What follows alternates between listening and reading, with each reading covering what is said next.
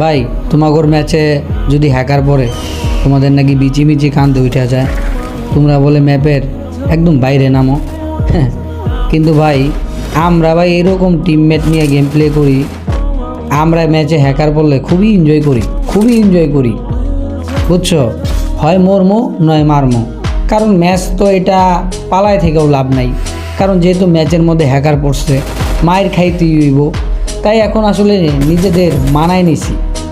এই ভাই রে ভাই, যেটা ও দেখছো ভাই কি মাইকটা মারলো, সমস্যা নাই, তারপরও ম্যাচগুলো আমরা খুবই এনজয় করি। কারণ দেখো আরেকটা অবস্থা, এই হ্যাকারের সাথে দেখছো কেমন প্লেয়ার, ড্রেস কালেকশনটা দেখে মনে হচ্ছে যে আমাদের মতনই নর্মাল প্লেয়ার, কিন্তু হ্যাকারের সাথে গেম প্লে করতেছে। এইটা না খুব খারাপ লাগে এই বিষয়টা।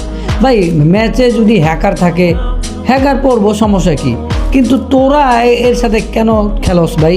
তোরা কেন হ্যাকারের সাথে গেম প্লে করবি? মানে এগুলারে হ্যাকারের চেয়েও বেশি খারাপ লাগে। আমি এদের গালি দিই, হ্যাকার গালি দেয় না ভাই। আমার মতো এরকম থাকলে একটু কমেন্ট সেকশনে একটু বলে যাও ভাই, আপনার সাথে আমরাও একমত।